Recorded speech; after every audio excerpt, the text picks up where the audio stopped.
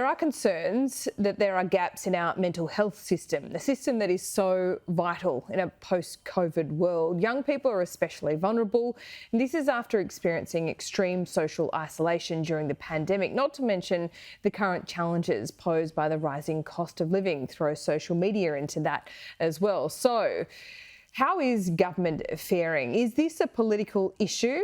And what do voters think? Joining me now is Redbridge Group Director Simon Welsh. Simon, thanks so much for your time. Looking at the events of the last fortnight, I think there is a threat of fear, particularly in the community I live in, but this has, I think, rocked everyone in Australia, given the just unfairness and how unfathomable it all was. Is there now a renewed focus among voters when it comes to mental health? Yeah, thanks, Laura. Certainly, yeah, the Bondi events and the events in Western Sydney have really been the latest layer on a cake that's been baking for a very long time around mental health. And the Bondi issue, particularly among women, we're seeing a real anxiety and a real concern around that, and concern around mental health. But as I say, politically, it's the latest layer on this cake that's been baking for a very long time. So, if we think back to that fairy tale land known as before COVID, mental health was coming up a lot in focus groups in those days, really framed around service deficiencies, can't get access to the services you need, and those sorts of things, the cost of services, the lack of psychologists. All these issues were coming up pre-COVID. That hasn't gone away, but what keeps happening is new layers get added to this mental health problem that makes it a political issue. So, then through COVID, as you pointed out in introduction, that the stress and strain, the social dislocation of COVID added to the concerns around mental health. Those problems haven't gone away. That layer is still there. In fact, they've sort of been amplified by cost of living, which brings pressures in its own right, but has also sort of prevented people from healing, from reconnecting with the lives that they had prior to COVID. For most of us now, our lives are very different to what they were before COVID. And that itself creates sort of an anxiety. It creates a sense of loss, a sense of grieving. So all these things keep getting added to the cake. So when you talk to people now about, say, cost of living, that conversation over the last month or so has increasingly become a conversation about mental health.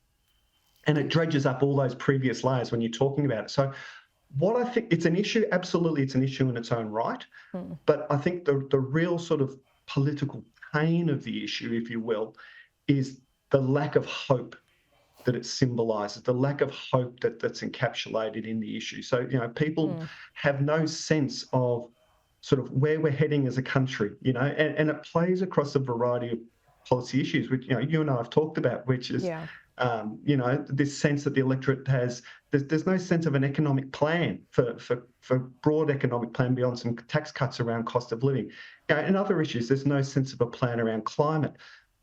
These things matter emotionally, and it's really coming home to people and we're seeing it in this call for greater mental health supports, greater mental health services. Yeah. Yes, those things are important, but it is also just symptomatic of a broader sense of a lack of hope. I think so as well. And I remember at the time there was one of the first decisions this government actually made was to reduce the number of psychologist visits that you could get a rebate for.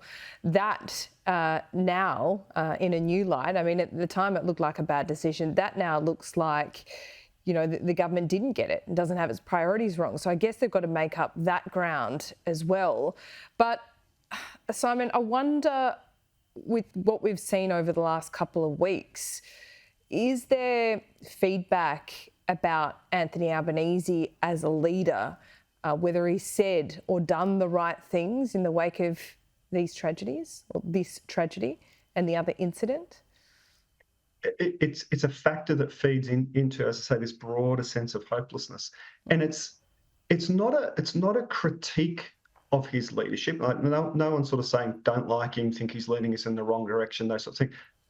It's an absence of leadership, which I know you might argue is a critique in itself, but it's not that we're sort of being led in the wrong direction. It's that we don't have a sense of direction. And that just fuels this sense of hopelessness. Many moons ago, Laura, I was a psychologist and trained as a psychologist, and any psychologist will tell you that hopelessness is a red flag. It is the gateway to a variety of mental health disorders and issues.